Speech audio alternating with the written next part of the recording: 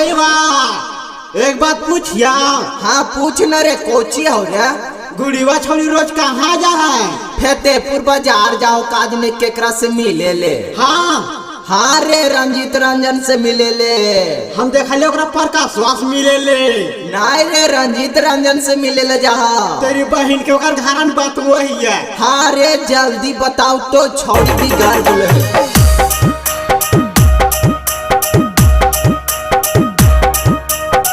Music by DJ Vikas Sitamarhi. Music by Mukesh Ganpati. अरे मिले ले हमारा बोलाने गे गुड़िया, फतेहपुरा के तू बाजार। अरे मिले ले हमारा बोलाने गे गुड़िया, बाहर पूरा के तू बाजार। अरे काटले बाबा गालिया, झूस जीवा ठला लिया, गाली दे बाबा लहंगा बेकार।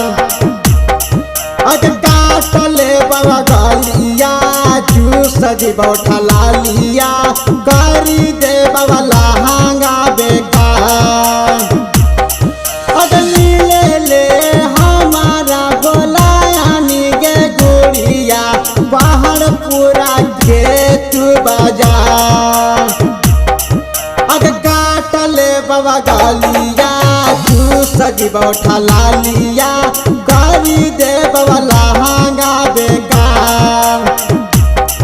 अरे काटले बाबा गालिया, तू सजीवा ठला लिया, गाली दे बाबा लहंगा बेकार। रोजे गुड़िया छोड़ी जाला रे फतेहपुर के बाजार में, रोजे गुड़िया छोड़ी जाला रे पहाड़पुर के बाजार में, रोजे गुड़िया छोड़ी जाला रे पहाड़पुर के बाजार में। Mix by Sanjeev Rangeela. Music by Mukesh Ganpati. अगर कितना दिन से गुड़िया तू हाली ना भेटाइल, फेरा में पकड़ली एक बार। अगर कितना दिन से गुड़िया तू हाली ना भेटाइल, फेरा में पकड़ली एक बार। अगर काटले बाबा गालिया, तू सजीवा ठला लिया, गाली दे बाबा लहंगा बेकार। अगर काटले बाबा गालिया, तू सजीवा ठला लिया, गाली दे बाबा लहंगा बेकार। अगर कितना दिन से गुड़िया तू हाली ना भेटाइल, फेरा में पकड़ली एक बार। अगर काटले बाबा गालिया, तू सजीवा ठला लिया, गाली दे बाबा लहंगा बेकार। अगर काटले बाबा गालिया, तू सजीवा ठला लिया, गाली दे बाबा लहंगा बेकार। रोजे रोजे गुड़िया जाला रे परा कसले के संग में, रोजे रोजे गुड़िया जाला रे परा कसले के संग में।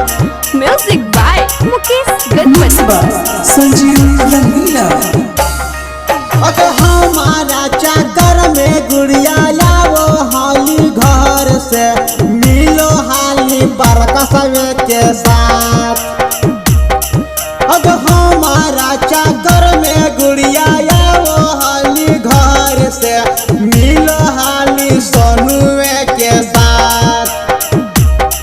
अगर रंजित रंजन राहुल महारा ले तो माजा, गाली दे तो लहंगा बेकार।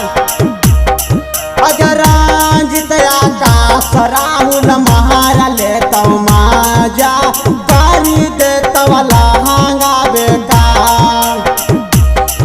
अगर हमारा मिले ले बोलायानी गे गुड़िया, बाहर पूरा जेत बाजार।